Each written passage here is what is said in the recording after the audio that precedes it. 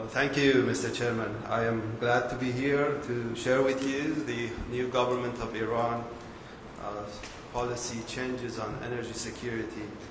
And I can tell you that this is my second Asia Security Summit. And it fascinates me to tell you how the world of consuming states comparing with the world of producing states, at least on Iran and the Middle East, are different. I think while the consuming states are dealing with bringing up the regional cooperation, international cooperation, and of course tackling the challenges based on economic-oriented issues, the producing states like Iran are thinking of creating opportunities, mostly political issues, and at the same time dealing with states' relations, bilateral relations. But I think despite all these differences, I think the dynamism of the two different worlds are going to converge on one important aim, and that is how to reach to sustainable development, which converged both sides. And of course, in this path, I think, again, interdependency and mutual fragility are the two themes that converge the two sides. But again, let me get back to the dynamism of energy security in the Middle East, which I think it's full of diplomatic challenges, relations with neighboring states, relations with great powers, and of course the dynamism of domestic politics and its impacts on the philosophy of international relations. In the case of Iran, at least, I think it matters very most.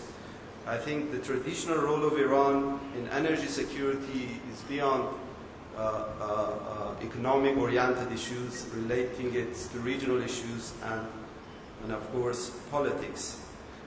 Here, I think I can give you examples like in Iran-US relations, which is beyond energy security or nuclear issue. I think it goes to the nature of Iran's government in dealing with the US, and of course the bitter past history, and of course conflicts of interests.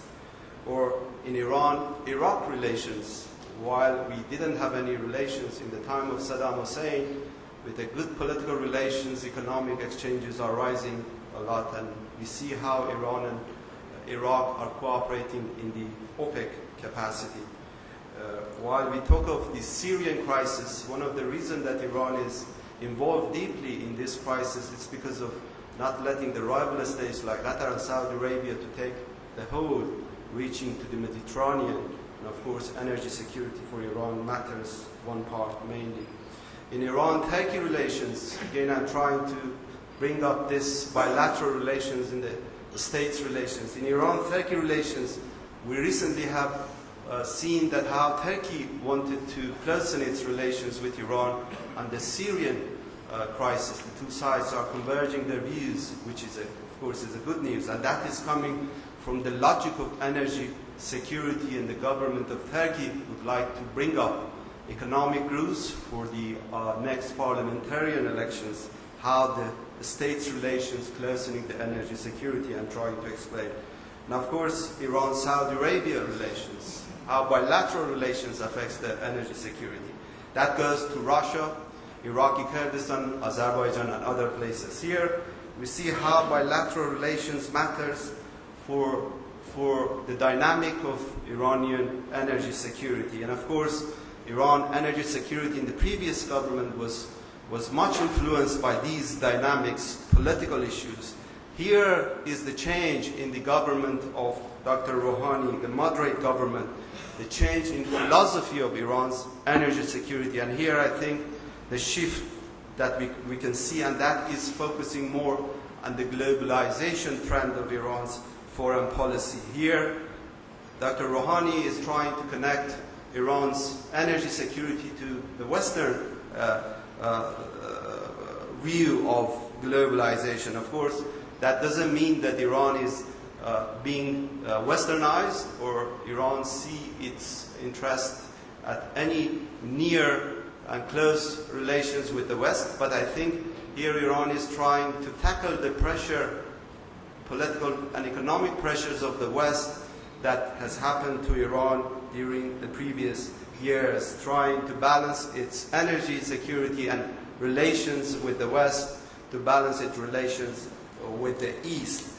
We see how this shift, philosophical shift of Iran's foreign policy is affecting the energy policy of Iran. Here I think the shift is focused on the strengthening of globalization trend in Iran's foreign policy. And I think this is not just because of the government, the moderate government of Iran, which the moderate technocrats are in power, and they think that by integrating Iran's economy with the Western economy, they can somehow balance and bring sustainable development. But it is because of the fact that the Iranian people wanted to have a balanced relations with the West. And I think lack of relations with the West somehow imbalanced Iran's economic and development process. In previous years, some intense relations with China and Russia and companies, even with India, or in the context of somehow oil for goods, was criticized by inside domestic politics of Iran. And of course, the Iranian believe that the main driving force behind all economic sanctions and political pressures is coming from the United States. And here I think the moderate government of Iran would like to have a reasonable relations with the West. Again, I'm saying that this is not at any near strategic relations with the West, but this is a policy that is trying to balance the relations with the West and trying to tackle the threats that is coming from the United States at the top. And I think here, of course, there is another reason, and that is to access to sophisticated technology that does exist amongst the Western big companies. Here we see the logic, how the Iranian new government is shifting its policy towards attaching Iran with the globalization trend, which is different from the previous government, which mostly focused on the regional politics or the dynamic of political bilateral relations with regional countries. Here I think sustainable development by the new government of Iran is somehow perceived in removing the sanctions and of course increasing Iran's energy export, attracting foreign investments in the energy security context, and of course increasing production, especially in the joint well fields. Here I think there is the shift of concept in the foreign policy of Iran that affects Iran's energy security. But how this energy security of Mr. Rouhani is trying to expose, I think in three aspects. One is attracting Western investments. Second is energy diplomacy. And of course, third is focusing on regional cooperation. In terms of attracting foreign and Western investments, of course here it is not, I can tell you it is not at the expense of the Eastern companies, or mostly Chinese companies, but it is somehow trying to take the sophisticated technology from the Western big companies, trying to increase the production of those wells that needs recovery in the Persian Gulf, especially when it goes to the South Pars Phase 5, and of course joint well in Iraq and of course with Qatar. Here Iran needs sophisticated technology to increase its production. And of course at the same time this has this domestic logic that not having relations with the sophisticated with sophisticated technology somehow damaged Iran's economic logic in the energy production. Here there is of course domestic justification and at the same time economic logic by that. Here the first thing is how to balance the activities of Eastern companies with the Western companies. I'm saying again, this is not at the expense of Eastern companies' activities in Iran, but at the same time is trying to activate those companies by bringing the Western companies in Iranian energy security concept. And this is one thing. And of course, the focus would go to the joint well in the Persian Gulf that is criticized inside Iran's domestic politics, that the government is not trying hard to take advantage of this joint well, mostly in Qatar and of course in Iraq. The second theme is energy diplomacy, and that starts with Dr. Rouhani's presence in Davos conference, trying to show that Iran is a responsible actor that is trying to change Iran's image in the international context, and that energy security is not just focused on politics, rather it is focused on economic activities. I can tell you that by nature, Dr. Rouhani is a conservative, moderate person that would like to process Iran's developments, and he believes in economic developments as a start for even economic reform. And here, it matters a lot bringing stability and change of Iran's image in the regional context and international relations. So he presented himself in the Davos conference to change the philosophy of Iran's relations with the West and of course with the East. And of course his oil minister, Mr. Zanganeh, was with him and tried to somehow establish new definition of Iran's oil contracts. Just last week there was this conference about oil contracts and the efficiency of these contracts in Tehran, and there was this big delegations from European countries. The main argument there is that Iran's traditional BIPAC contract cannot attract the foreigners, and Iran needs to go beyond that, and that is to include the exploration, productions and services, to put it in the BIPAC. Of course, you might know that the Iranian constitution limits the degree of foreign investment involvement in Iran, and that's a hard task to balance between the Iranian national interest and the presence of foreign companies inside Iran. So how to balance between Iran's national interest and at the same time to attract foreign investment is something key that Dr. Rouhani's government is trying to somehow proceed with it. And of course, the third aspects of Iran's energy diplomacy relates to the fact that Iran would like to follow its energy policy in a broader geopolitical context. Iran wants to utilize energy policy for broader geopolitical purposes. And here I think Iran is trying to create some kind of gas network between the Persian Gulf countries, Oman, Kuwait, UAE, and of course we heard yesterday about the IP, Iran-Pakistan relations and the gas exportations, which unfortunately these days somehow relate to some tension that starts the issue of underneath of sea getting to India and then China.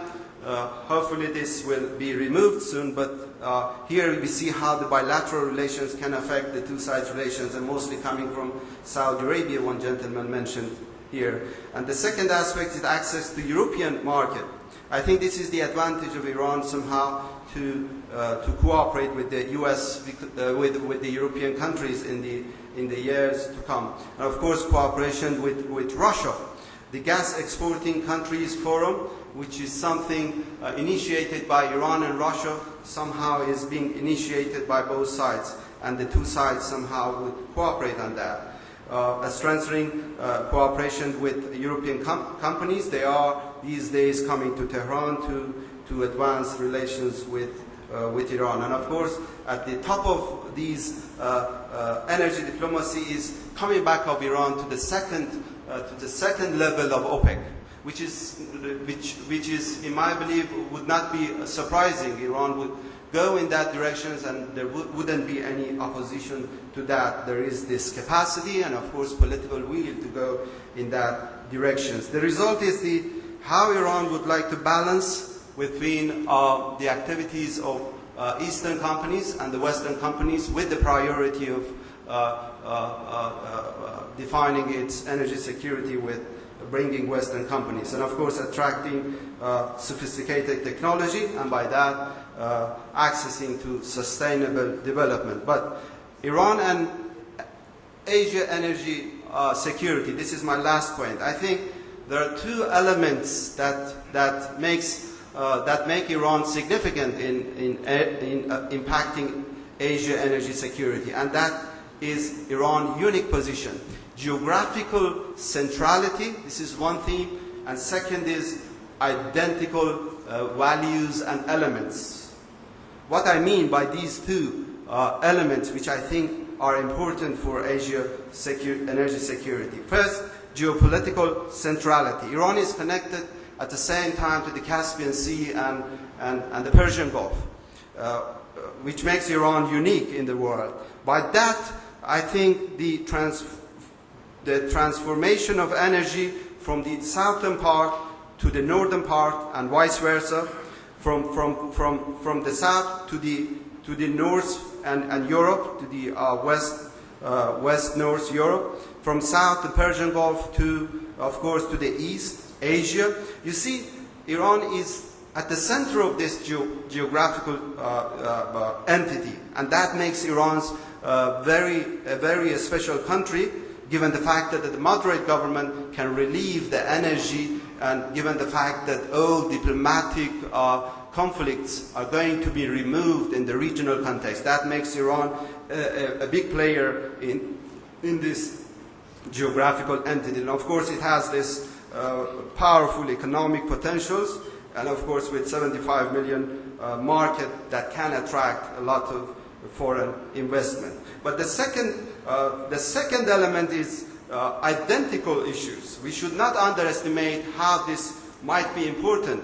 In my belief, Iran has a stabilized state. Iran has a powerful nation state that mixed it with a middle class that would like to interact with the world. And that brings a kind of a stable state which is unique again in the Middle East. And it follows some kind of international values, like Iranian involvement in battling piracy in the Somalian coast, or Iranian involvement in battling terrorism and extremism in the regional context. Or even I last year here mentioned about Iran's strategy in the Strait of Hormuz, and explained how could Iran be a responsible actor, because it sees the Strait of Hormuz not in the context of regional relations with Saudi Arabia or regional politics in the Persian Gulf, but it sees in a dynamic international energy market. That's why I explained how Iran's strategy could be defensive, while in my belief on a certain situation that can Iran react, and that is important, I think, in dealing with the regional issues. So identical issues are also important. Yesterday it was mentioned that how much this energy security in the Middle East is related to the identical issues, terror attack, piracy, and other things. Here I think Iran has a role to play in Asia energy security. But my conclusion is that there is a shift in Dr. Rouhani's energy security policy, and that is to relate with the West. Again, I'm saying this is not at the expense of activities with the Eastern countries, but for balancing the two sides' relations. Some believe inside Iran that not having relation with the West has somehow imbalanced Iran's development, and Iran needs to somehow manage the threat of the West so that it can process its sustainable development. I think the second issue is focusing on regional cooperation. Here I think Iran would like to relieve its diplomatic conflicts with regional neighbors. At the top of it, Saudi Arabia. Of course, when we talk of Saudi Arabia, Iran has always wanted to have good relations with Saudi Arabia.